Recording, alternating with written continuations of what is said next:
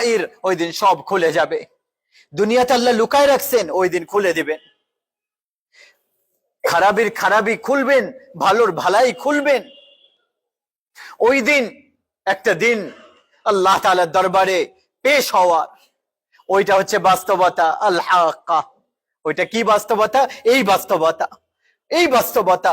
ওয়ামা আদরাকা মাল হাক্কা, ওই বাস্তবতা কি? এটা বাস্তবতা। ওইটা কি? ইয়াউমা ইযিন তু'রাদুন। আরে ঢাকার মানুষ, বাংলাদেশের মানুষ, পুরা দুনিয়ার মানুষ, তোমাদেরকে আল্লাহ তাআলার সামনে দাঁড়াইতে হবে। এটা হচ্ছে বাস্তবতা। দাঁড়ায় কি হবে? কুল্লু নাফসিন বিমা কাসাবাত রাহিনা। আজকে তোমার আমল, ওয়া কুল্লু ইনসানিন আলজামনাহু তায়রাহু ফি উনুকি, ওই দিন তোমার ফাইল, তোমার খাতা তোমার গলার মধ্যে ঝুলানো থাকবে।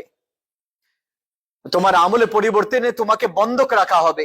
আজকে যদি জান বাঁচাইতে চাও, আল্লাহ তার রাসূলকে মানার সনদ তোমাকে দেখাইতে হবে। আল্লাহ তার রাসূলের কে যে মানছো, ওইটা তোমাকে দেখাইতে হবে। এই আয়াত কোরআনে সবচেয়ে ভয়ঙ্কর। ওয়া হুসিলা মা ফিস সুদূর। আল্লাহ বলেন শুধু এটা দেখবো না, নামাজ কয় রাকাত পড়ছো, রোজা কয়টা রাখছো, সত্য কয়বার বলছো, মিথ্যা কতটুকু বাঁচছো, হালাল কতটুকু ছিল, হারাম, শুধু এইটা দেখবো না, এটাও দেখবো যে তোমার অন্তরের মধ্যে কার ভালোবাসা নিয়ে তুমি মৃত্যুবরণ করেছিলা। এই আয়াত বড় ভয়ঙ্কর আয়াত, বড় ভয় দেখায় আমাদেরকে, আমাদেরকে পেরেশান করে দেয় যে আল্লাহ তাআলা আমাদের অন্তর খুলবে, আর ভিতরে তো অন্ধকার কালো ছাড়া আর কিছুই নাই। দুনিয়ার ভালোবাসা ছাড়া আমাদের অন্তরে তো কিছুই নাই। সিজদা তো অবশ্যই আল্লাহ তাআলাকে করি, কিন্তু এটা তো মনেই পড়ে না যে কবে আল্লাহর ভয়ে সিজদা করেছিলাম। কখনো নিজেদের অপরাগতার উপর বড় কান্না আসে।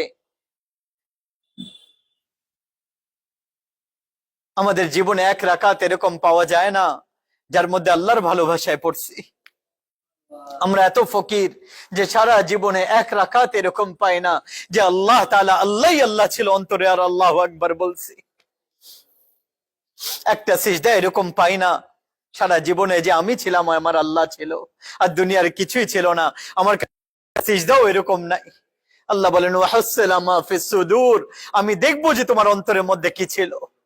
আল্লাহ যদি অন্তর খুলবেন, এটা যদি ছিড়বেন, আর এটাকে যদি আল্লাহ খোঁজা শুরু করবেন, তাহলে আমার রোজা, আমার যাকাত সব তো ধ্বংস হয়ে যাবে। আল্লাহ বলছেন ওয়া হুসিলা মা ফিস সুদূর, শুধু তোমার সিজদা দেখবো না, এটাও দেখবো যে তোমার অন্তরের মধ্যে, তোমার অন্তরের অবস্থা কি। সিজদা তো আল্লাহ তাআলাকে আমরা করি, কিন্তু আল্লাহ তাআলার ভালোবাসা নিয়ে, আল্লাহর ভয়ে সিজদা করতে পারতেছে না। এটা কোন নামাজ নিয়ে আসি আল্লাহ তাআলার কাছে যাচ্ছি, কোন নামাজ নিয়ে যাচ্ছি যে আল্লাহু আকবার বলার উপর আরশ পর্যন্ত সমস্ত দরজা খুলে যায়, আর একবার আল্লাহকে স্মরণ করলাম না। আর ওই গাফিল অন্তর নিয়ে 40 বছর চলে গেছে, 30 বছর চলে গেছে, 60 বছর চলে গেছে, 70 বছর জীবনে চলে গেছে। আর নেকির অহংকার তো আলাদা। আমরা যারা একটু তবলিগ করি, নেককার, নামাজ পড়ি, বলে আরে আমাদেরকে কি বলেন, যান যারা অনেকের কাছে আমরা গাছতে যাই, বলে আরে হুজুর আমার কাছে আসছেন কেন, আমরা তো নামাজ পড়ি, যারা পড়ে না তাদের কাছে যান। আরে বলেন আগে নিজে ঠিক হন, তারপরে আমাদেরকে বলেন। নেকির অহংকার টাকা পয়সার অহংকারের থেকে অনেক বেশি ধ্বংস করে মানুষকে। যে অমুক খারাপ, আমি ভালো, আল্লাহ তাআলার দৃষ্টি থেকে তখনই আল্লাহ তাআলা আমাকে ফেলে দেন।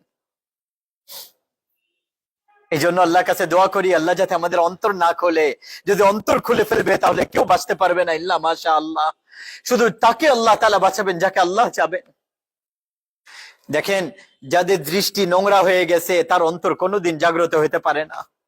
যে নিজের চোখকে বন্ধ করে নিবে, তার অন্তরের চোখ থেকে আল্লাহ তাআলা পর্দা সরিয়ে দিবেন, সে দেখতে পারবে আসল জিনিস। যে নিজের জিহ্বাকে বোবা বানায় নিবে, গালি দেওয়া থেকে, গীবত করা থেকে, মানুষের অপবাদ দেওয়া থেকে, তার অন্তরের জিহ্বা আল্লাহ আল্লাহ বলতে থাকবে। যে নিজের কানকে বাঁচাবে হারাম থেকে, মিউজিক থেকে, মানুষের গীবত শোনা থেকে, তহমত শোনা থেকে, তার অন্তরে কান আল্লাহ তাআলা খুলে দিবে। এই জগতের কোনা কোনা, জাররা জাররার মধ্যে আল্লাহ তাআলার কথা সে শুনতে পারবে, আল্লাহ তাআলা কুদরতকে সে দেখতে পারবে। যদি অন্তরকে জাগ্রত করতে চাই, খারাপের থেকে বের করতে চাই, জুলমত থেকে বাঁচাইতে চাই, তাহলে চোখের মধ্যে পট্টি বাঁধতে হবে, হারাম দেখা যাবে না। এই জিহ্বাকে সেলাই করে নেই, হারাম বলতে পারবো না। কানকে বন্ধ করে নেই, এর মধ্যে কোনো হারাম আওয়াজ না যায়। আমাদের অন্তর দেখেন না,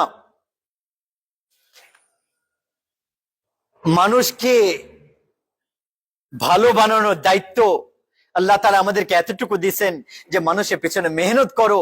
কে কি খারাপ কাজ করলো ওইটা ঠিক করার দায়িত্ব তো আপনার আমার না, ওটা তো আল্লাহ চাবেন তো তাকে হেদায়েত দিবেন। আচ্ছা, বাস্তবতা কি? ইয়াউমাইদিন তুরাদুন, যেদিন আপনি আমি আল্লাহর সামনে দাঁড়াবো, ওইটা হচ্ছে বাস্তবতার দিন। বাস্তবতা কি? যেদিন আল্লাহ বলবেন ফাইল খোলো, হ্যাঁ, ওসামার পেপার খোলো, ফাইল খোলো, হ্যাঁ, আর এই যে তোমার ফাইল পড়ো, ওই জায়গায় লাইন লেখা থাকবে না, ওই জায়গায় সব লাইন বাই লাইন ভিডিও চলতে থাকবে।